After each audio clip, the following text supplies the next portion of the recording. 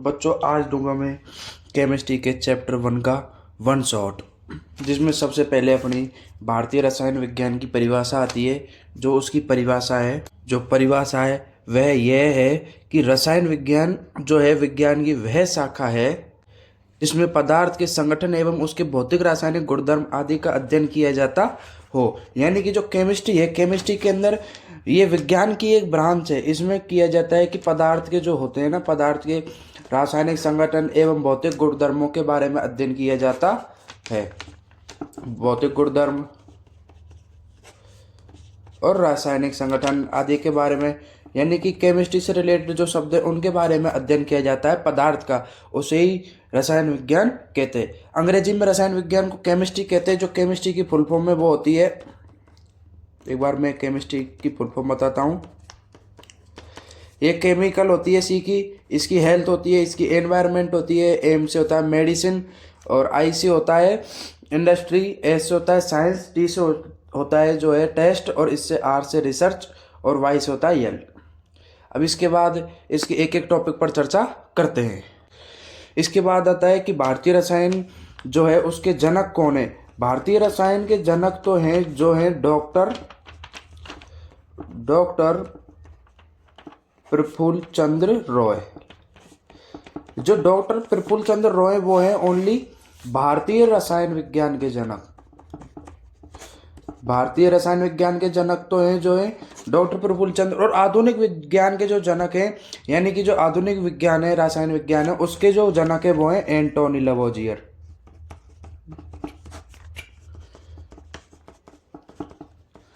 एंटोनी लवोजियर जो है आधुनिक रसायन विज्ञान के जनक है।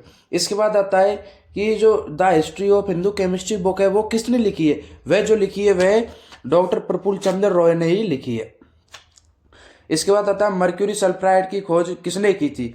मर्क्यूरी सल्फाइड की खोज की थी चक्रपाणी ने। मैं जो मेन पॉइंट है उनको बता रहा हूँ। फिर इसके बाद जो है प्रथम परमाणु सिद्धांत दिया था महर्षि कणाद ने। महर्षि कणाद ने दिया था, परंतु महर्षि कणाद ने जो दिया था वह अपने मन ही मन में रख लिया, तो इसलिए इनको उसका वो नहीं जाता, इसका क्रेडिट डाल्टन को जाता है, इसलिए इनका नाम हम यहाँ पे पढ़ रहे हैं, पर फिर भी। इसके बाद आता है टीएनटी का पूरा नाम। टीएनटी का पूरा नाम जो है ट्राई नाइट्रोटोलुइन होता है। Try nitrotoluene. फिर इसके बाद आता है मिश्रण। मिश्रण जो है दो प्रकार का होता है।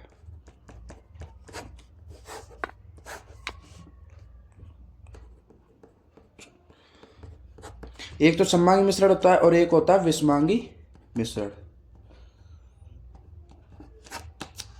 ये दो प्रकार के मिश्रण होते हैं। अब इसके बाद आता अपना क्या तत्व। तत्व जो है एक ही प्रकार के परमाणुओं से बना जो पदार्थ होता है वही तत्व होता है। एक ही प्रकार के परमाणुओं से बना हुआ पदार्थ ही क्या कहलाता है। एक ही प्रकार के परमाणु से बना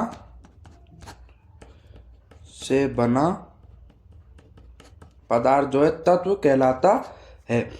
अब तत्व के बाद जो है यौगिक आता है। अब तत्व तो जो होता है जो परमाणुओं से बनता है, एक ही प्रकार के परमाणुओं से बनता है, और जो यौगिक होता है वह होता है तत्वों के निश्चित अनुपात में क्रिया करने से। अर्थात जो तत्व जब निश्चित अनुपात में क्रिया करते हैं तो उससे जो पदार्थ बनता है वही यौगिक कहलाता है। अब इसके बाद आता है अपना टॉपिक है वैज्ञानिक संकेतन। वैज्ञानिक संकेतन जो है n×10⁻n होती है। वैज्ञानिक संकेतन इसकी जरूरत इसलिए पड़ी कि जब हम केमिस्ट्री में, मैथ में और फिजिक्स में जब कुछ बड़ी बड़ी कैलकुलेशन करते हैं तो उसमें बड़ी बड़ी संख्या आ जाती है जिनको पढ़ना, लिखना, बोलना बहुत कठिन होता है। तो इसलिए उसको सरल बनाने के लिए वैज्ञानिक संकेतन दिया गया जो कि है n×10⁻n।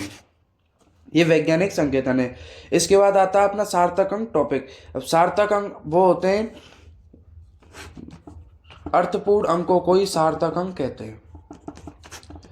अर्थपूर्ण जो अंक होते हैं उनको सार्थक अंक कहते हैं। अब इसके जो नियम भी हैं वो नियम है कि जैसे दशमलव को सार्थक अंक नहीं माना जाता, शून्य को सार्थक अंक नहीं माना जाता, और अगर जैसे ये लिखा है मैंने 1500 kg, अगर यूनिट के साथ जीरो आती है तो उस जीरो को भी सार्थक अंक माना जाएगा। अब इसमें 4 सार्थक अंक है। अगर मैं लिखता हूँ 1500 तो इसमें ओनली 2 सार्थक अंक है।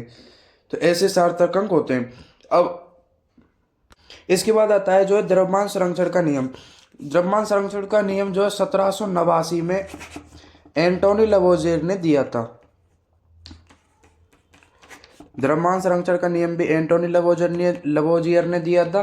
द्रव्यमान संरक्षण का नियम होता है कि इस नियम के अनुसार जो है द्रव्यमान को ना तो नष्ट किया जा सकता है ना बढ़ाया जा सकता है, बल्कि एक रूप से दूसरे रूप में बदला जा सकता है। इसके बाद निश्चित अनुपात का नियम आता है जो दिया था जोसेफ प्राउस्ट ने दिया था। ये नियम जो दिया था 1799 में। इसके बाद गैसीय संयोजन का नियम आता है, ये दिया था गै-लुसाक ने। गै-लुसाक ने ये नियम दिया था, ये दिया था 1808 में। इसके बाद जो गुणित अनुपात का नियम आता है। गुणित अनुपात का नियम जो जॉन डाल्टन ने दिया था, और ये डाल्टन ने दिया था 1803 में। ये नियम इसने दिया था डाल्टन ने। फिर इसके बाद आता है परमाणु सिद्धांत। परमाणु सिद्धांत भी डाल्टन ने दिया। हालांकि पहले महर्षि कणाद ने दिया, परंतु महर्षि कणाद ने उसको अपने मन में ही रखा, बाहर दुनिया में नहीं बताया, और डाल्टन ने बाहर दुनिया में बताया, तो इसलिए डाल्टन को उसका क्रेडिट जाता है। अब इसके बाद आता है एटम। एटम शब्द जो है, एटम शब्द की उत्पत्ति जो है एटोमोस शब्द से हुई है, जो कि ग्रीक भाषा का शब्द है। ग्रीक भाषा का शब्द है और इसकी उत्पत्ति एटोमोस शब्द से हुई है। परमाणु द्रव्यमान जो है होता है C12 का 1/12वां भाग का द्रव्यमान ही क्या कहलाता है? परमाणु द्रव्यमान कहलाता है। औसत परमाणु द्रव्यमान कैसे लेते हैं हम? औसत परमाणु द्रव्यमान का ये सूत्र है,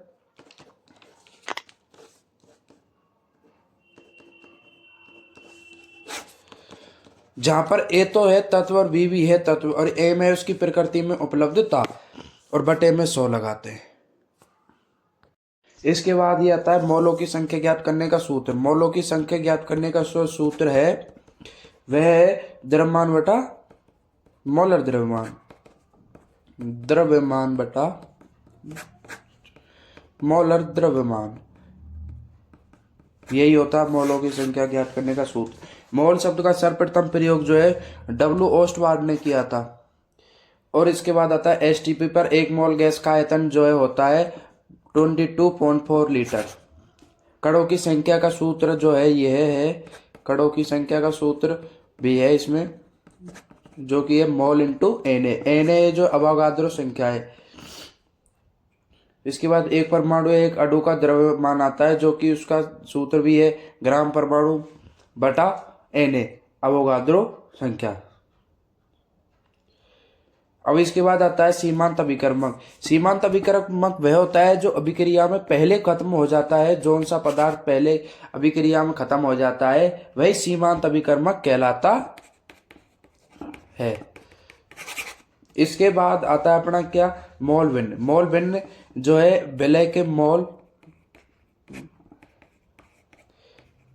इसका सूत्र विलय के मोल या विलायक, और परिभाषा भी यही है के मोल तथा बिलियन के मोल का अनुपात ही क्या कहलाता है? मोल भिन्न कहलाता है। और इसके बाद एक सूत्र और है जो कि है मोलरता ज्ञात करने का। मोलरता का सूत्र है WA/MA इंटू 1/वॉल्यूम लीटर में। मोलरता का जो सूत्र है वो भी यही है WA/MA। बस यहाँ पे जो है आयतन ले रहे और यहाँ पे घनत्व आ जाता है। इसी के साथ ये चैप्टर खत्म होता है। Thank for watching.